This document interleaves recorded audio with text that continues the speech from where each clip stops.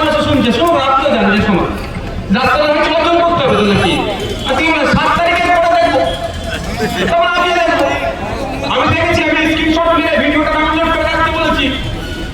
একটা পুলিশ দিয়ে প্রস্তাব পাচ্ছিকে তুলতে যাচ্ছিল, জুতা খুলে পুলিশকে দেখাচ্ছিল। তারপরে এই পুলিশের ডান্ডা খুঁজে পাইনি।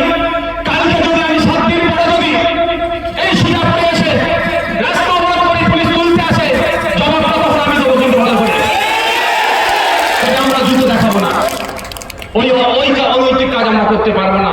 পুলিশ আমার বাইরে নয়, আমাদেরই পরিবারের একটা গুরুত্বপূর্ণ সদস্য। আমি সব নোট করে রেখেছি। দেখ কি দেখ, খ্রিস্টান ভাইরা যদি গির্জায় সম্পত্তি দান করতে চায়, 5 বছর খ্রিস্টান থাকতে হবে, আইনে বলা নেই তো। তাহলে আমি আপনাদের বলি, এখানে বোঝার বিষয়টা আপনারা বুঝুন। তাহলে কোন জায়গায় আঘাত দিচ্ছে? শুধুমাত্র একটা ধর্মকে আঘাত দিচ্ছে না, ধর্মকে টার্গেট করে আঘাতটা দিচ্ছে কোথায়? সংবিধানের উপরে।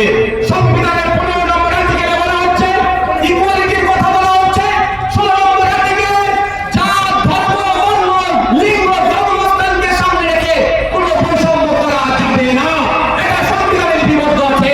আর যদি আমার ভাষায় এই পরিবারের বিচারিক দলেরা, শুভেন্দু বন্দ্যোপাধ্যায়ের দলে আছে, সুকান্তদের দলেরা, দিলীপ ঘোষের দলেরা সংবিধানের 16 নম্বর আর্টিকেলটাকে সরাসরিভাবে ভায়োলেট করছে। তাই সময় এসেছে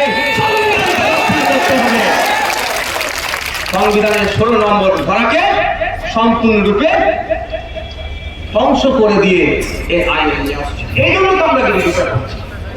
আপনারা শুনলে অবাক হবেন।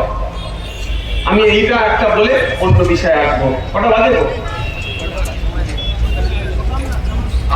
এতক্ষণ লোক শুনবে নাকি?